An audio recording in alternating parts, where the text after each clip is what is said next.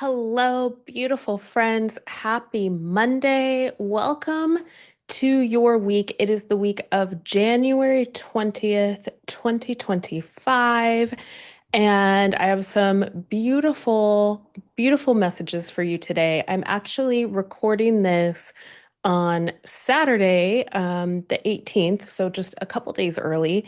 Um, and like God woke me up today with this week's message for you. Like I didn't even have to do anything. Like all I had to do was like just race to have some coffee so that I could function and do the things and get my computer and like write down what was coming through for you. So um yeah, it was really cool like because usually I have to kind of like put some effort in as far as like setting the time to really like sit down and tune in and set my intentions and ask God to send through the messages for you. And today it was like alarm went off, messages coming in. I had a little bit of time before clients and had to just get it written down, get it typed out for you. Um, See my clients and then hop on here and record. So I love how that works. And I just know that these messages are so clearly meant for you, right? Whether um well, I mean I understand them, but like whether I understand them or not, right? Like just because of how they flowed through. So I wanted to share that with you as we're recording this, as we get ready to dive in here. And the first message is really, I would say, more of a reminder for you. And it's especially for those of you who feel like you haven't quite gotten that momentum yet, or you're like, we're 20 days into the year and I'm already exhausted. Like, how are you talking to me about momentum right now? Right.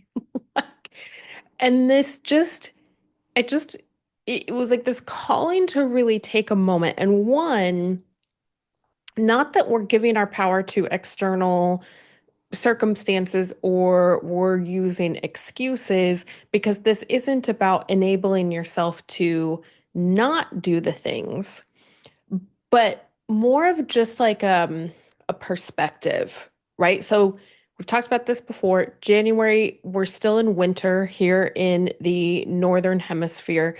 Summer in the southern hemisphere, which right, summer and winter, I feel like we actually generally get more momentum during spring and fall.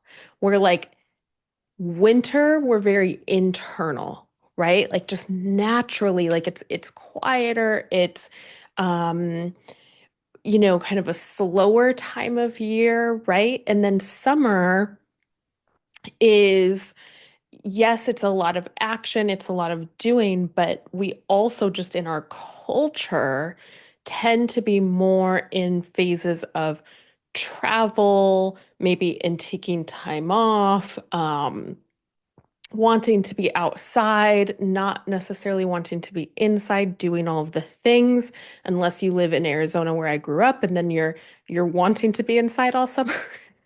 Um, and winter is your time for wanting to be outside generally.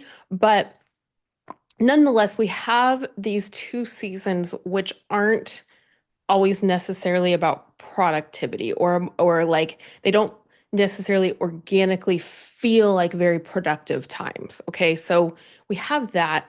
Also, January is just this funky month anyway, of where we're coming off the holidays. We're trying to go back to work, back to school. We're kicking off a new year. We have all of the resolutions and intentions and plans and goal setting, but we're also still in this period of time where we're completing cycles. Okay, so that was really like the reminder you are still in a time of completion, a time of understanding, a time of clarity, a time of resetting.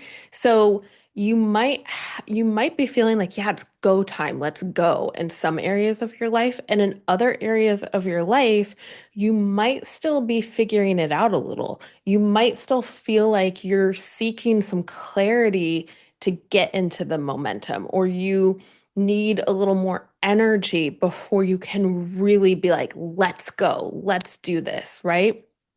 So again, it's not enabling because we can definitely, sometimes in our human ways, we can give in to that part of us that just wants to lie in bed all day, right? In the Daily Stoic, um, Ryan Holiday wrote the Daily Stoic, and it's a really great book if you haven't read it. It's just a little daily, like a page a day, reads, and one of the passages is about I want to say it's Marcus Aurelius. Oh my goodness. Um, sorry. Um, and he's essentially writing to himself, like challenging his own desire to want to lay in bed all day. It's cold. I think it's like at a time he's in a war. Like he's like, I want to lay in bed, I just want to stay in my bed. And he's meditating, he's writing to himself, actually telling himself, you weren't made to lay in a cozy bed all day. You were built for greatness. You were built for triumph. You were built to live a life that has meaning, right? And yes, we want to give ourselves time to relax. It's important to take time off. It's important to have those days where you get to lay in bed. Absolutely. I'm a big believer in that. And we don't want to let that be our dominating way because there is such a thing as too much rest, which leads to stagnancy, which leads to inertia, which leads to apathy, right? And so we want to be on that line of like, do I really need rest or um, can I, and this is leading into, went off on a little tangent there, our first kind of theme of can I take some inspired action? So that's like this message coming in of rather than trying to right now, we have so much going on in the world, right? Like as I'm recording this, we have the, Israel Hamas deal potentially working out, not working out. We don't know how it's going to go yet.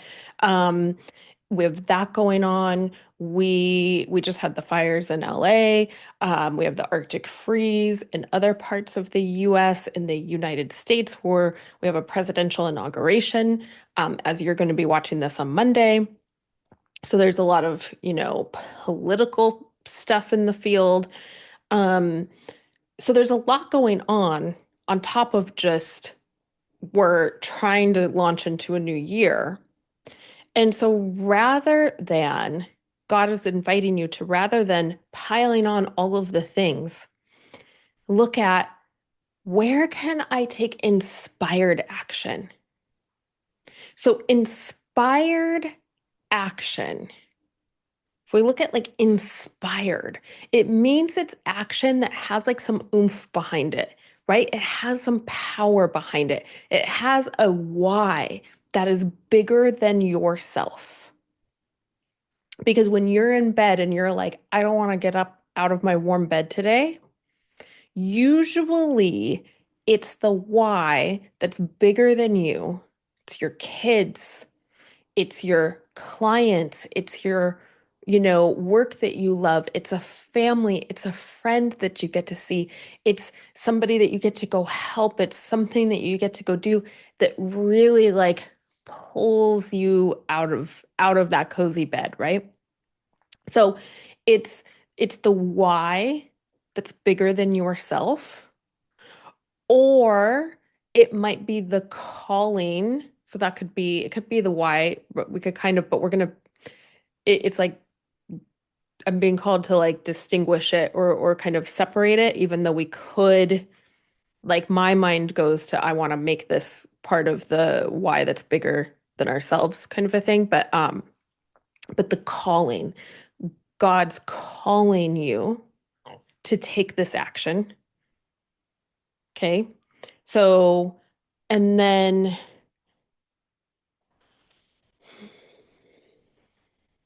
oh, in the third, solid conviction. I had to look at my notes.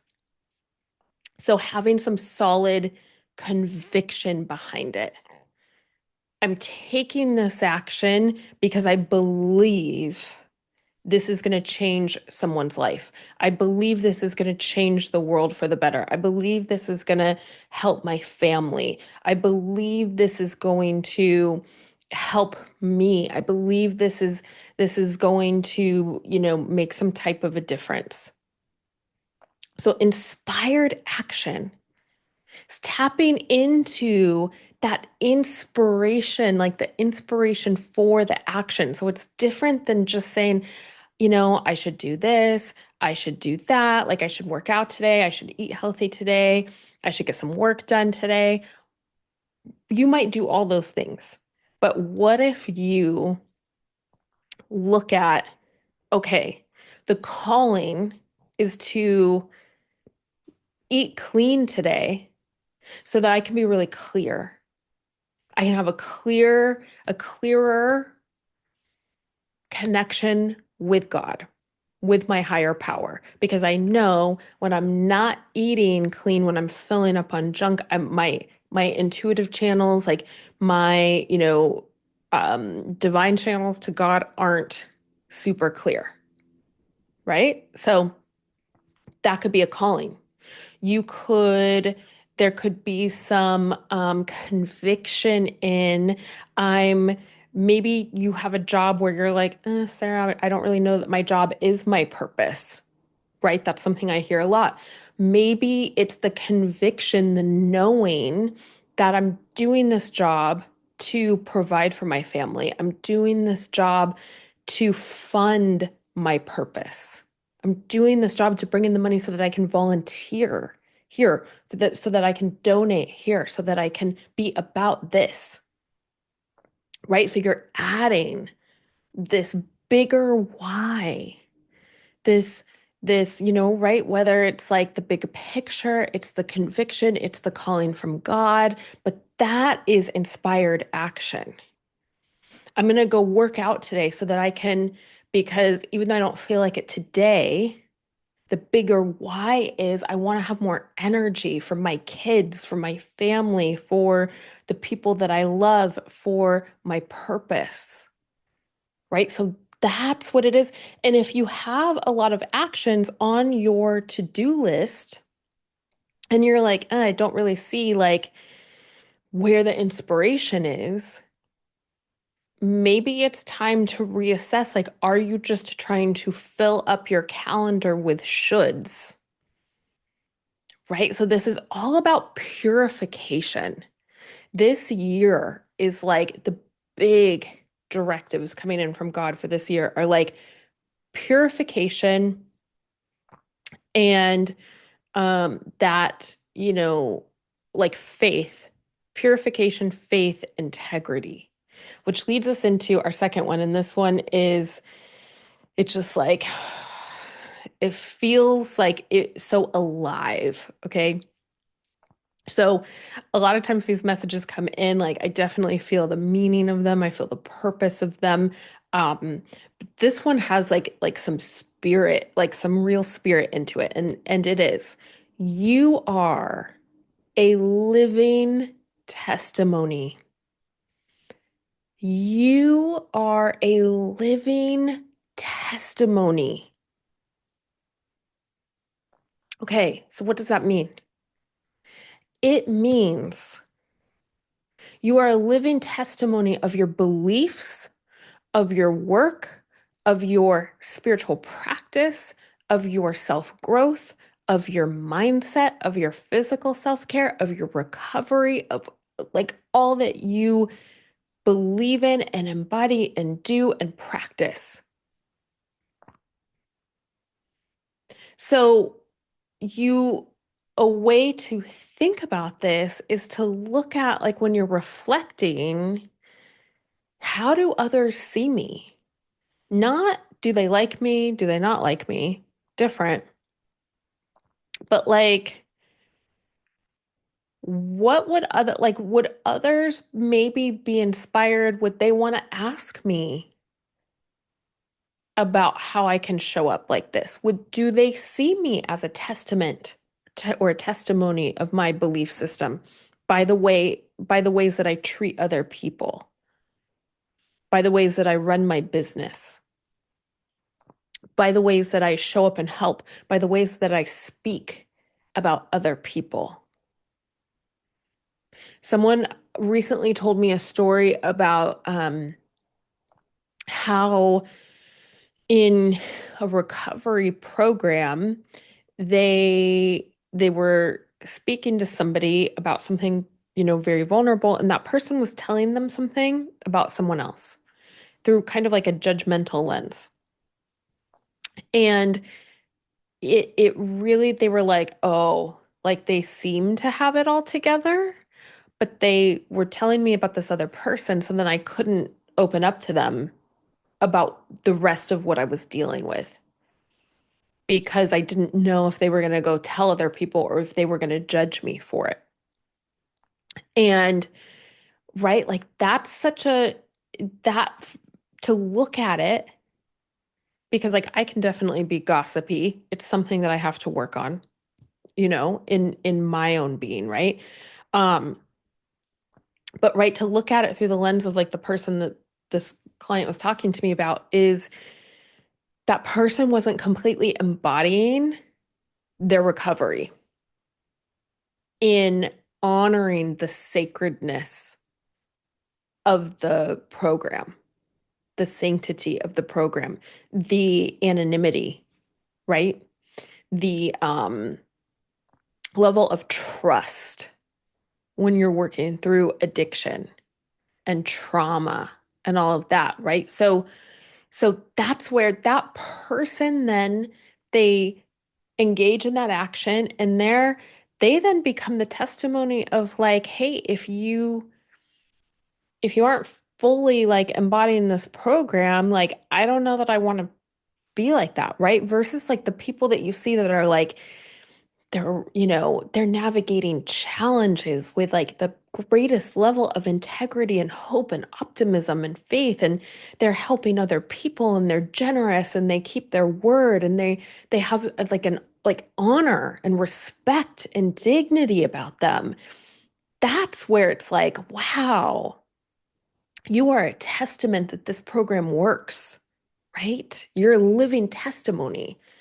Or you see someone where like they just had like that miracle change their life, and they just show up, and that they were living one way and then now they're living another. They are a living testimony of God working for them.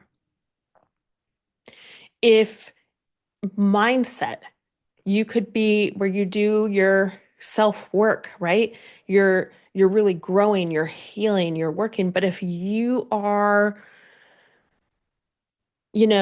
complaining, then that's um it's like how I want to describe it is like a filter, where then you're not showing up like as a full, like there's a piece missing. So it's not that you're like not aligned, or that you're like um because there's a different context coming in with this teaching today. It's like it's not that you are it, like the way that they're wording it, they don't even want to say like you're out of integrity. It's more of like to look at, have I clicked all the pieces together? Am I really embodying this? Am I embodying my faith? Am I embodying my practices? Am I embodying my mindset in all areas of my life? Am I using these tools to navigate this thing? Am I treating others the way that I talk about the way in a way that goes along with my faith, my belief systems, my self-growth, right? Like best thing you see on social media all the time, people talk about self-love and community and lifting each other up and supporting one another. And then they go write terrible things on people's posts. And like, right? Like they become these like internet bullies, but then their page is like, oh no, I'm all love and light. Really, right? So it's like looking at like you are a living testimony, whether you want to be or not, because that's when you're sharing with people the work that you're doing, what you believe in, right? That's like they're looking to the example that you set. So are you a living what are you a living testimony of? That what you practice works or that it doesn't work. If it's not working, that rather than being like judgy on yourself, where can you embody it a little bit more? Or is something that you're doing not lining up? Like, are you all about faith and trusting God and God's will, but then you're in hustle mentality, right? I had that happen with myself, a while back where it was like I trusted, I had faith, and I was kind of going through something where I also felt like, okay, God gave me these gifts, gave me this vision. Now I have to go make it happen. So there was this piece that I needed to get on the surrender. On no, it's about being led every step of the way. It's not now my responsibility to go do. It's my responsibility of how I show up and on my part of it, but it's an ongoing partnership, right? So then that was when things shifted. I started being a living testimony of my work in a brighter way and having more of an impact on people around me, in a better impact on people around me because I was learning how to not overly hustle and stress out, right? So that's like, because it's such an honor to get to be the living testimony for the self work that you're doing, for your faith. It's a huge honor and it is so important and it is such an important part of your purpose here. So that was really like the big message for this week was like really looking at this like I'm a living testimony. What am I a living testimony of? What am I a living testimony of? That all things are possible with God.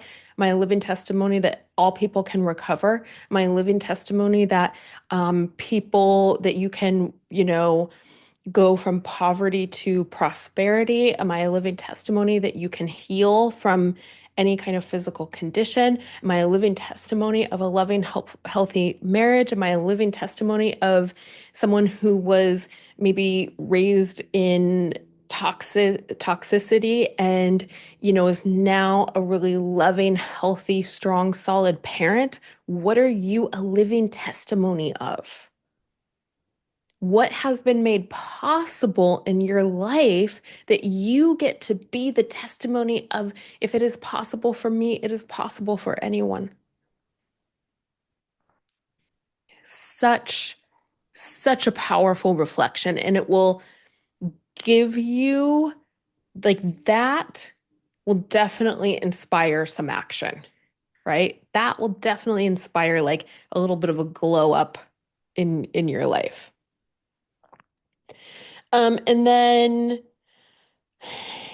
we're really going into now like a deepening of the work. I've been seeing it with my clients. Like we did deep work this past week. Like I had all of my mentorship clients and oh man, like they dug deep, these ladies. Like we did deep trauma work, like deep like belief, um shifting work, like releasing old, trauma-sourced beliefs and transmuting them and shifting them and bringing them up to like a current alignment and deep work with their faith and their visibility and in their, marriages and their families. I mean, it was just on another level this week. So I feel like that's going to be coming in next week. So I'll talk about that on next week's video. But we're definitely heading into a time of like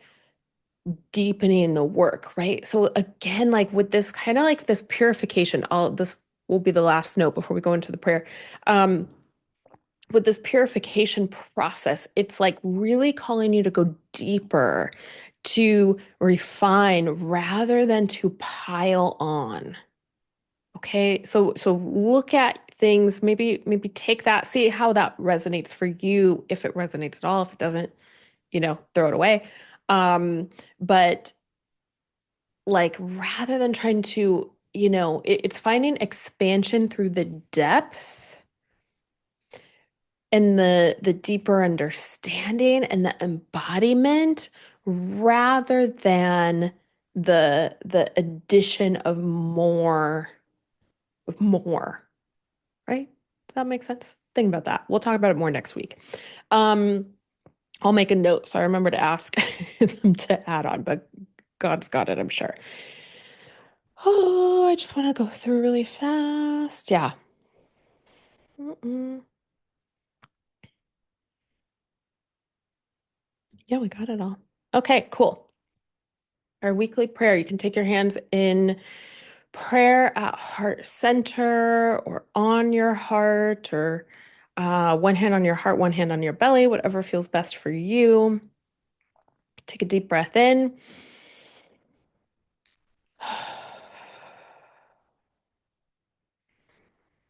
God, I come to you with a grateful, open heart. Help me be a living testimony of your grace, your strength, and hope. Let me be an instrument of your love and healing as you see fit, God. I trust completely in your goodness and your will for my life. Thank you for always taking care of me. Amen. Thank you. Beautiful. All right. So let's shuffle some of these affirmation cards. Oh, or they're just gonna pop out. Okay. Spirit and God are just totally in charge today. Okay, I practice loving kindness toward everyone, including myself. And then the back says, are you as kind to yourself as you are to others? Finish this thought. One way I could be kinder to myself is. And I want to add on to that because this has been a common theme. When we're doing self-work, a lot of people, especially women, right? A lot of women that I see, we come to me and they've been in this mode of people pleasing, of putting themselves last, right? Of going along doing whatever they need to do to make someone else happy, to be who they need to be for everyone else.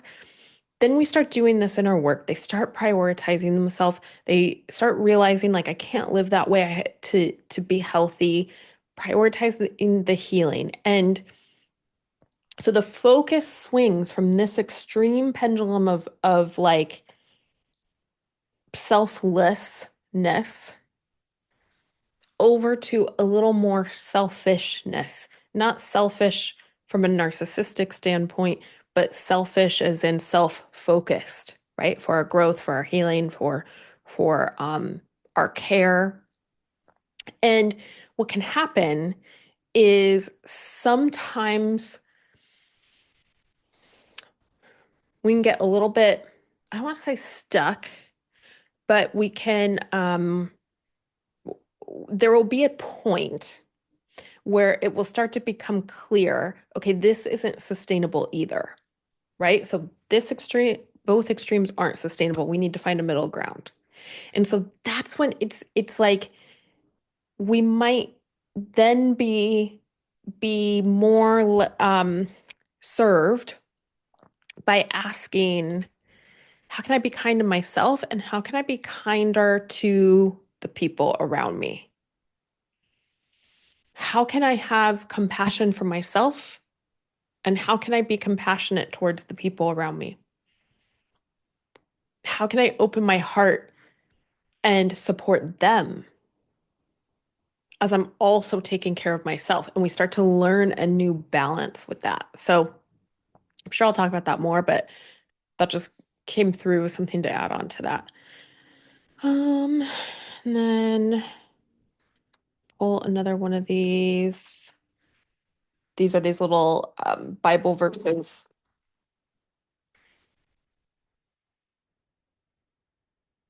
I feel like we pulled that last week. Let me pick a different color. Still figuring out the flow with these. Okay. Peace I leave with you, my peace I give to you. Not as the world gives, do I give to you. Let not your hearts be troubled, neither let them be afraid. John 14:27. Neither let them be afraid. I don't think, I think it reverses it, but beautiful. Thank you so much for tuning in today. I'm so, so grateful for you. I hope that you have a beautiful beautiful week. And take care of yourself and your loved ones. If you enjoyed this video or found it beneficial, make sure you give it a thumbs up. If you don't give it a thumbs up, I don't know that it's helping you in any way. So make sure you do that. Hit subscribe if you have not yet. And I would love to hear from you in the comments. You know, your favorite emoji, what resonated with you the most. If you have any questions, love, love, love to hear from you. And I'm just sending you so much love and always cheering you on as God and Spirit are always cheering you on. And I look forward to seeing you soon. All right. Bye.